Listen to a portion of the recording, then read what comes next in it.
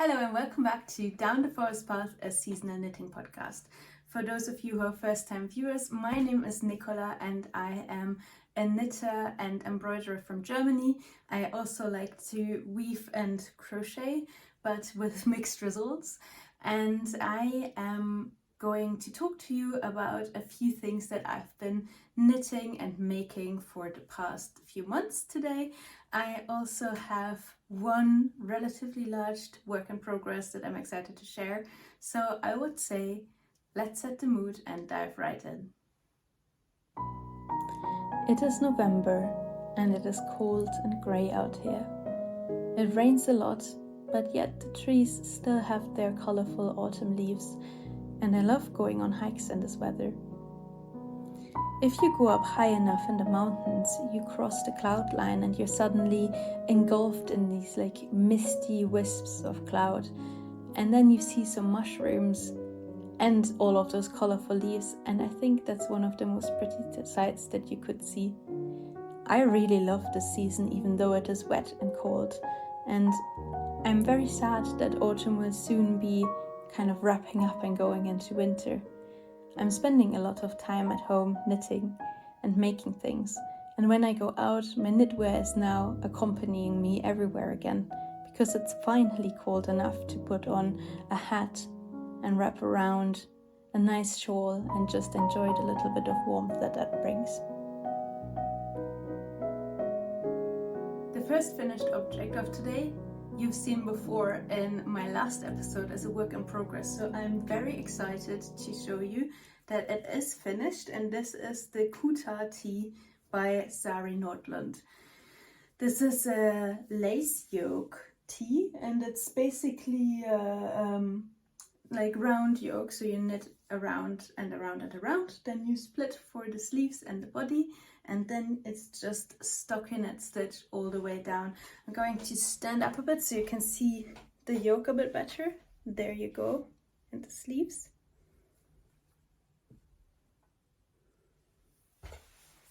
So I am super excited with how this came out. I'm extremely happy.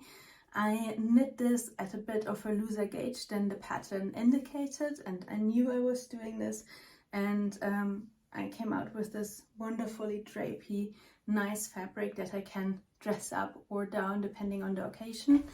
It is made from Camaro's Loftant, which is 100% linen yarn, and I'm super happy with this choice. It was amazing.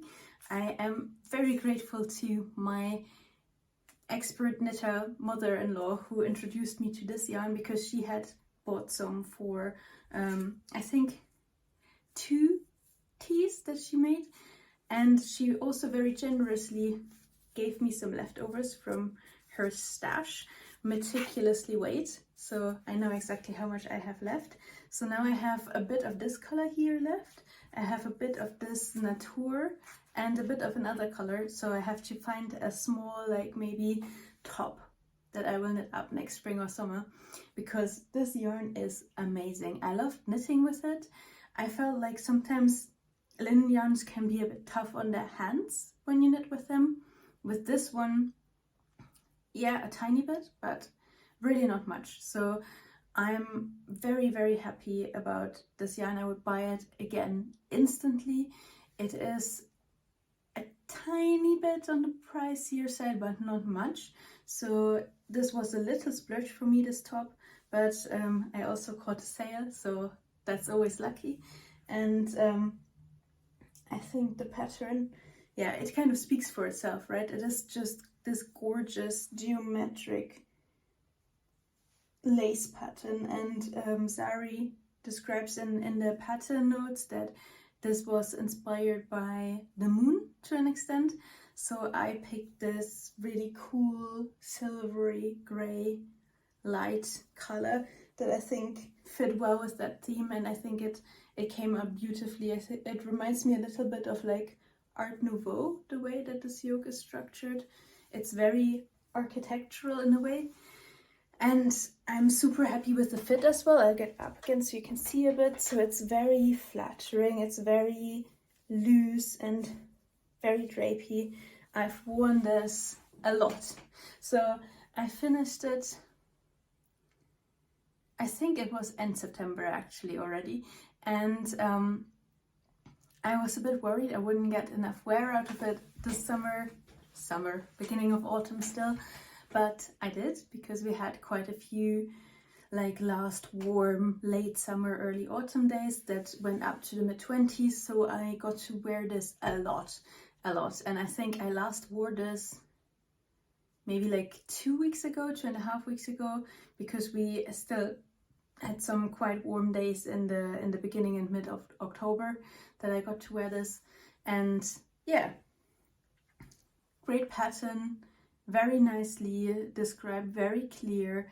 I can really recommend this pattern to anyone.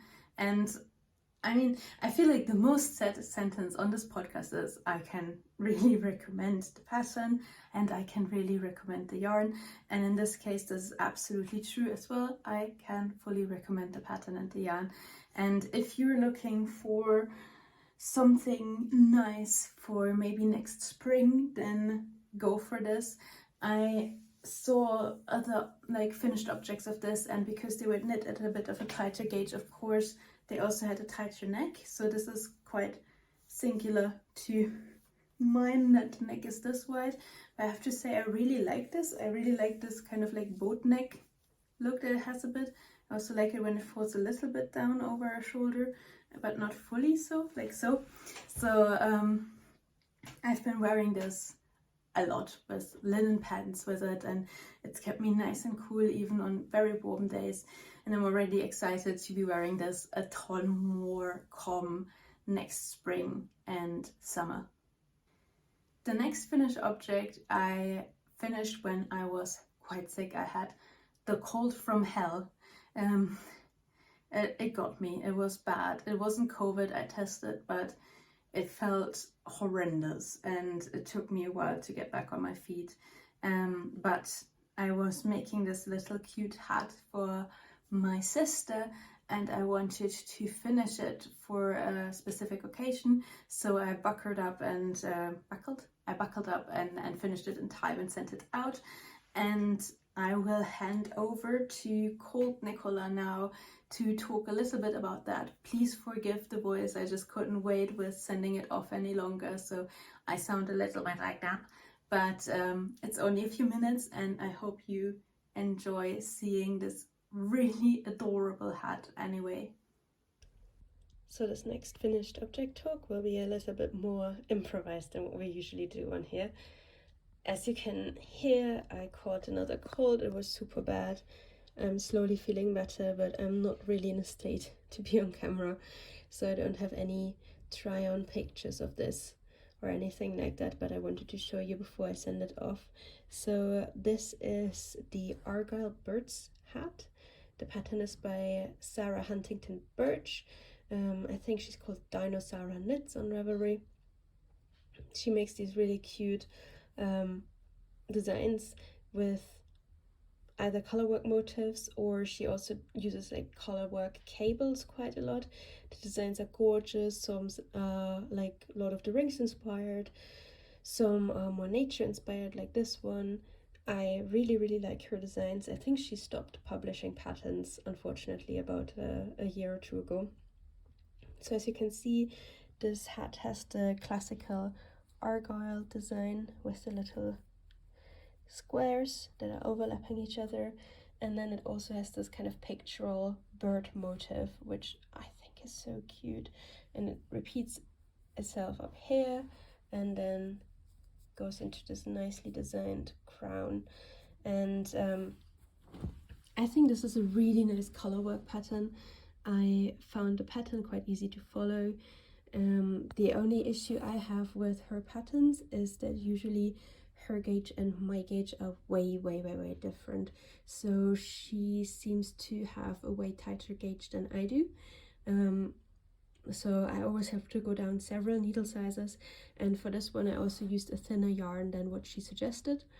I think she suggested a sport weight yarn, and I ended up using the Knitting for Olive cotton merino here, which is 250 meters per 50 grams, so it's more on the side of a thin fingering weight yarn, and still the hat is a little bit big. It's not actually too big, so it fits nicely. You can see when I put my hand next to it, it's all fine. But yeah, and I thought it was probably a me issue, but I looked through the project database for her patterns, and I saw quite a few hats that look like they came out a bit bigger than they were originally intended to. So if you are a knitter with a relatively standard gauge, or even with like slightly on the tight side gauge, my gauge is usually loose, so I always go down a needle size anyway. But yeah, just make sure you do swatch, or you have someone with a big head around that you can give your finished result to. I don't know, like, yeah, just maybe check the project photos of the patterns and see how the stuff came out, and if that's the look you're going for, or do a gauge swatch, which is usually always recommended. I don't usually do them, but I know myself, so I went down, I think, 2 needle sizes here. I think I knitted with a 2.5er needle, and the yarn was thinner, as I said. And I'm really happy with how this came out. I think it's super cute. It is quite a nice yarn, and it's quite thin, you can see, and not super woolly because of the cotton that's also in here. So it's a perfect hat for what in Germany we call the Übergangsjahreszeiten, so the time in between seasons. So now when it goes into the colder part of autumn, it's still going to be nice for a while. It's too thin to wear in the depth of winter, but it's going to my sister, who is spending a lot of time outdoors at the moment, and I think it will keep her nice and warm while she goes on her adventures, which was the intention behind knitting this. Oh, I see I have some ink on my fingernail. Okay, it's dry, so I won't get it on the knitting, which is the most important bit. But yeah, you can see the colors, I think, came out super nice. The contrast is strong enough to really show the birds, which I knit this hat before once, and I used yellow and blue, and I thought it was contrasted enough, but it turns out it wasn't. So I'm happy that this time I can really see the little birds, and I will now be packing this up, which is also why I'm filming this now and not waiting until I'm fit again, and then sending it off to its new home. The third finished object I have for you today is also fairly small. It is a good way for me to use up yarn scraps, and let me show it to you. So I made this little scrunchie, and in hindsight I find the color contrast a little bit stark, because I also used up this bright orange color, and maybe I shouldn't have, but I really like making these to use up scraps, and they're also really good on your hair. And for me it's been really practical to have a few of those, especially now that I have cats, because cats and hair ties often do not mix, and kittens and hair ties even less so. So I have to always kind of make sure my hair ties are under lock and key, because otherwise they might get eaten, and then it's an obstruction surgery if we're unlucky, which is not very nice for the poor cat. So I have been meticulously putting away my hair ties, which I don't really have to do that much if I have these scrunchies, because they're bigger, and all my cats do when they see one of these is that they hunt it and run off with it, and then I'm chasing them through the flat being like, please give this back, I need it for my hair, and it ends up being dragged under a sofa or the bed, and then you hear these little like rumbly noises because they're very happy because they caught it. But neither the scrunchies nor the cat come to any harm, which I think is a better solution. So maybe I can just quickly put this on to show you what it looks like worn.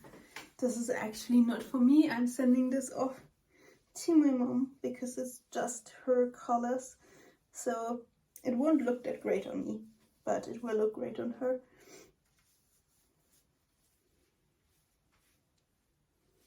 She's the autumn color queen. Let me show you.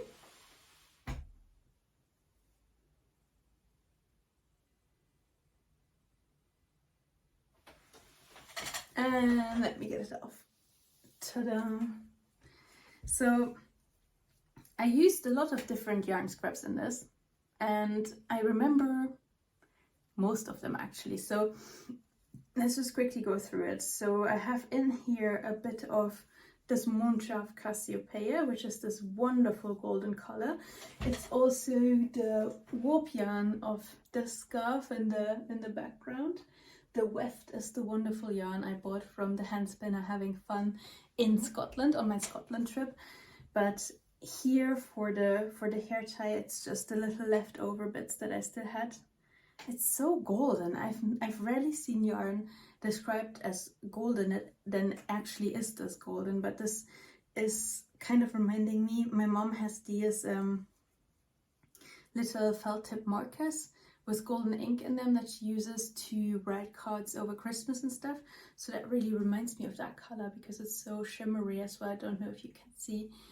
And then I have very luxuriously a little bit of merino silk yak yarn in here, and the other colors are all leftovers from a Rohrspatz and Wollmeise mini set.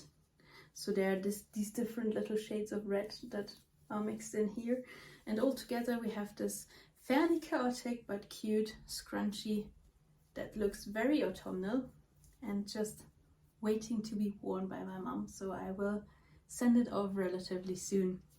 Speaking of my mom, I'm actually preparing a little autumn parcel for her, and this goes in it, and my last finished object for today also goes in it, so let me show it to you as well. Isn't that adorable? It's so cute. Oh, I'm so happy with it. I think it's the cutest thing. So this is a little knit pumpkin, as you can see, and I made this following a video tutorial by the 100 Acre Wool podcast, and it was amazingly simple. It was really easy to do. I will link the video below so you can also do that if you still feel so inclined. Autumn is still going on for more than a month. I feel like people are always quite quick to say goodbye to autumn because the Christmas season is kind of coming up, but technically it is autumn until the 21st of December, at least here in Germany, that's the rule. So we still have quite a bit of autumn to enjoy, and I am fully intending on doing so, and I hope my mom does too, because she will be getting autumn stuff relatively soon, so it would be a pity if she'd already switched into Christmas mode, but I don't think that's very likely. She's a very beginning of December Christmas kind of person. So here we have this little pumpkin.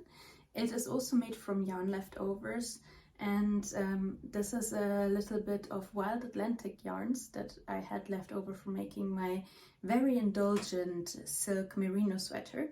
So it has this little pretty sheen to it. I don't know if you can see that. I think maybe a little, but not fully, but let's pretend that you can. And she, in her video tutorial, uses a little stick as the stem for the pumpkin, which looks super cute. I decided, because I didn't have time to dry any sticks, because it's quite rainy here at the moment and everything is kind of wet and muddy, so I decided to go with a little cinnamon stick, which I think also fits very well and smells nice as well. And I did not sew it in super tight, because then you can just every once in a while take out the stem completely. You can see here, so that's where it goes in. And I've used merino wool to stuff it, like felting wool, because then it also should stay very nice. And then you can just take a new cinnamon stick that smells stronger and put that in. And then you have a nice autumnal smelling little baby pumpkin. So I can really recommend this tutorial. It was so easy to follow, and the pumpkin pattern itself is super simple. As you can see, it works only with knit and purl stitches, and you just kind of make up the pattern as you go, and you basically knit a tube of knit and purl stitches, so you knit it in the round on circular needles, and then you sew it up at the bottom and at the top after stuffing it, and that's essentially it. So like I can if you have an evening to kill, you're planning to watch a TV show or something like that, you can definitely have this as the side knitting for that. So do not hesitate, make yourself a little pumpkin, make autumn even more cozy. Speaking of autumn and the little autumn parcel for my mom, recently my husband and I went on a nice date to Mainz, which is a city that is quite close to where we live, and we went on a like nice little walk around the city center. We had a nice lunch, and in Mainz there is this huge old cathedral that is basically right in the market square. And if you walk from there through a few of the like side streets, the small little side roads, then you find a lot of cute little shops. And that includes the so-called Schokoladenhaus am Dom, or the chocolate house at the cathedral, which I love. I was instantly smitten, and they had these adorable little pralines, so I bought my mom a bag of them, and I wanted to show you too in case you want to see something cute. So here are the autumn pralines, and you can see it has these little, I know it's rustling, I'm sorry, it has these little like pumpkins and corn on a cob, and then it has pine cones and squashes and walnuts and little autumn leaves. And I know my mom loves food that looks like other food, so I think she'll like this, and I am really looking forward to hearing about it when she gets it. So that's another little thing I'm putting in that parcel.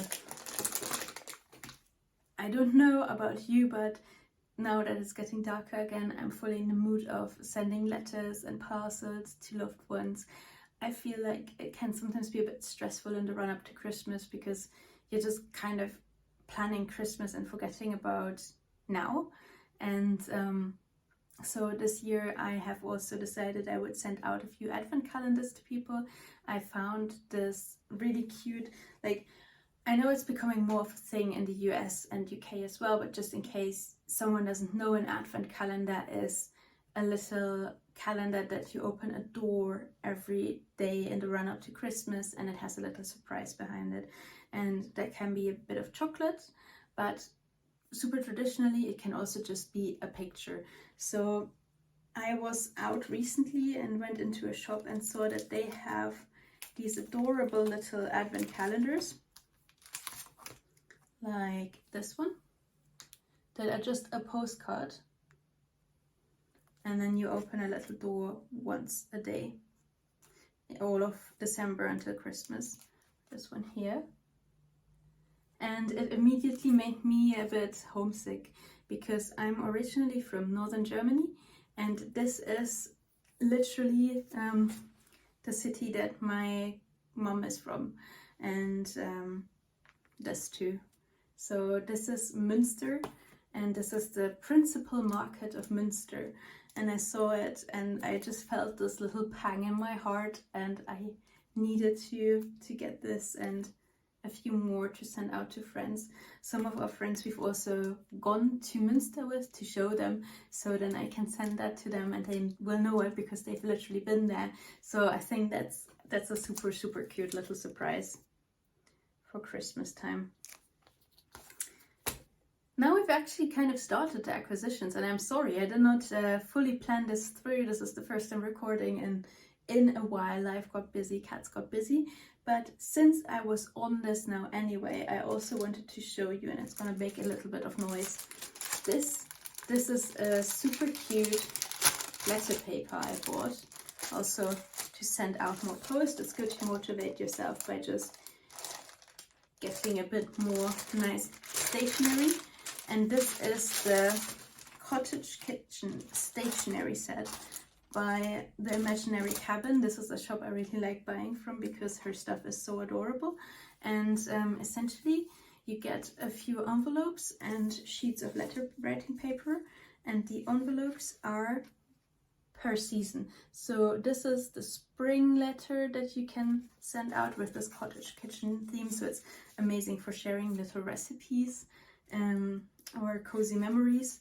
Here we have the summer, and then of course, and oh, this is so gorgeous, the little autumn. So it has a little pie and leaves and peaches being weighed, or apples, and rosehip. Can't forget about the rosehip. And then here is the winter with baking little Christmas cookies and all of that, and mistletoe. So I'm really looking forward to sending out letters. I love going on autumn hikes, but it gets dark quite early, so I'm left with more time in the evening than in the summer a lot of the time, and I love spending that time indoors too. I feel like autumn and winter are such a great time to focus more on crafting, on making things, on kind of slowing down a bit and taking your time, appreciating your loved ones and the people around you. So while I'm already looking forward to the longer evenings of spring, I am really enjoying this kind of time of a bit more calm introspection. I also have 2 works in progress at the moment. One I can show you and one I cannot. So maybe I just very briefly talk about the one I can't show you. This is starting the Christmas making process, because I am kind of already a little bit late, to be honest, but I am trying to not put any stress on myself with the Christmas making, because no one wants that from me. Like, I am the only person putting this pressure on myself. So there are a few things I like to do every year, and these are traditions I want to continue, so that's why I'm putting a bit of effort in there.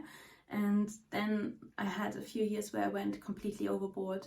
Like one year I tried to make a hat for everyone in my family, and I am from a big family. Or last year I made both a shawl and a sweater for my mom and my sister, and then the same sweater for myself too, so we could all wear them at the same time. Which, do you see the problem? Because I do now. And yeah, I got it done, but it involved a lot of knitting in the car, because we were going to the UK and then back from the UK, and kind of like last minute finishing up the sleeves, and one person got an unblocked sweater. So yes, it worked, and yes, it wasn't the most stressful thing ever, because I felt like I already had gifts for those people anyway, so it didn't matter that much. This was a bonus, but it didn't need to be like that, and I don't want it to be like that this year. So I'm kind of reducing the amount of stuff I do, and my first work in progress is one of my Christmas gifts, and I'm going to be super excited showing it to you at a later point, and also talk a little bit more about the progress of it. My second work in progress is a shawl, and it is in this beautiful bag that I talked about in an earlier episode. So, and if you missed it, this is the bag from Das Mondschaf, which is a small German yarn dyer and manufacturer, but she also dyes fabric, and she made this amazing fabric bag here, which I splurged on because it reminded me of a David Attenborough documentary where they are filming through kelp and sunlight through kelp. So I saw it and I was like, you're coming home. So this is my bigger project bag at the moment, and it has something in it that I can show you. And very frustratingly, I ran out of beads at the moment.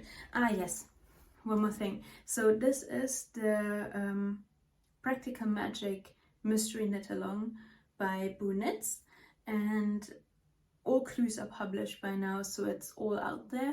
But just in case you're still knitting on this too, because I am not finished, and you don't want to get spoiled, then avert your eyes for the next segment. I am going to put timestamps in the description below so you know when you can safely jump to a certain timestamp, and I will just show you what I've done so far.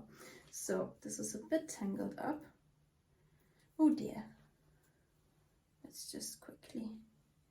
I am very sorry, so I will be a second here to make sure that we... okay, good. Stop. Caught on my nice stitch marker. See, that's the thing. I love nice stitch markers, but somehow they're a magnet for getting yarn stuck in them.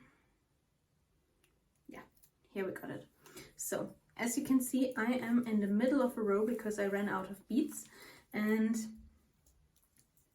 I will just spread out something a bit more along the middle so you get a clearer view. So this is it. This is the body of the shawl, which is this beautiful kind of cabled fabric. Actually, it has tiny cables that go on the sides of each bead, so this took some time. And then these evenly strewn about beads.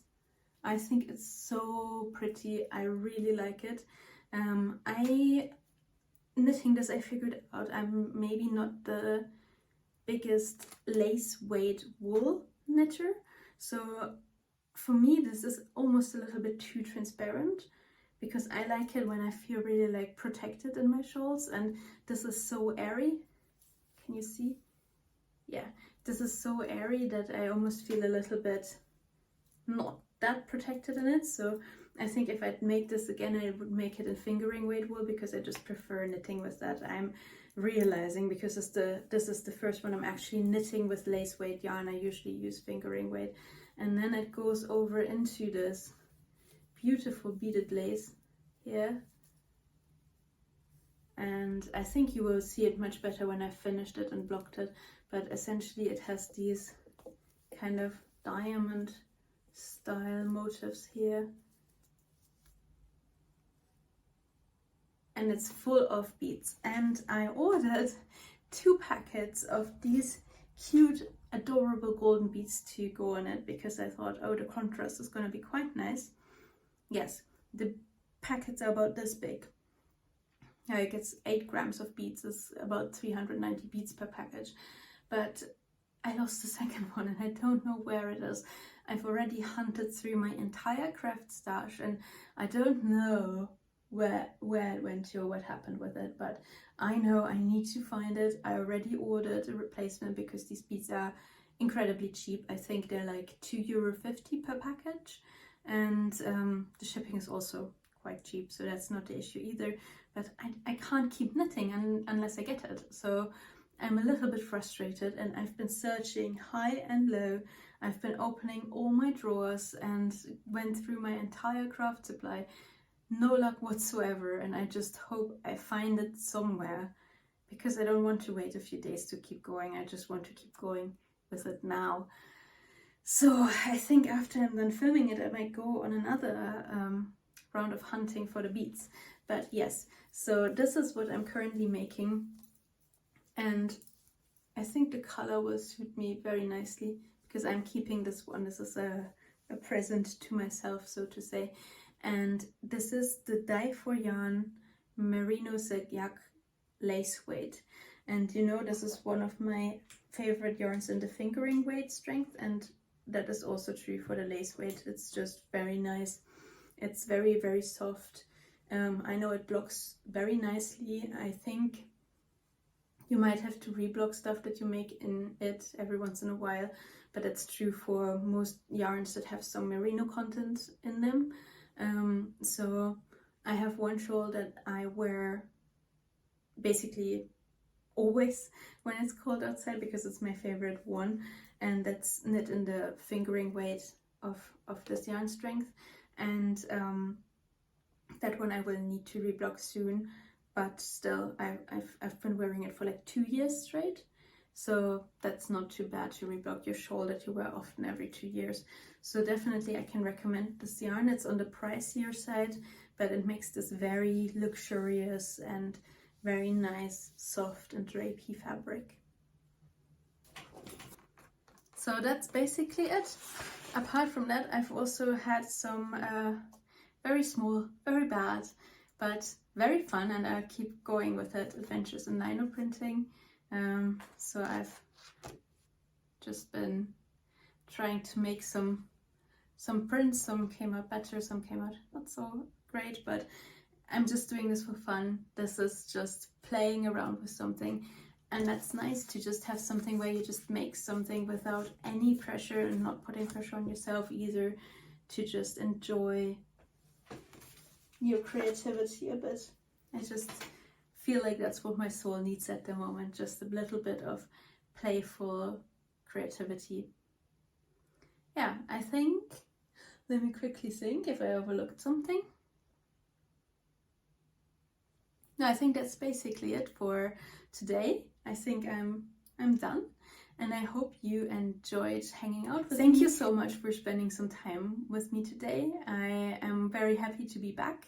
I think I will have quite a few more finished things to share relatively soon over the next few months, and especially coming Christmas. And I think I will also want to share some Christmas knitting with you.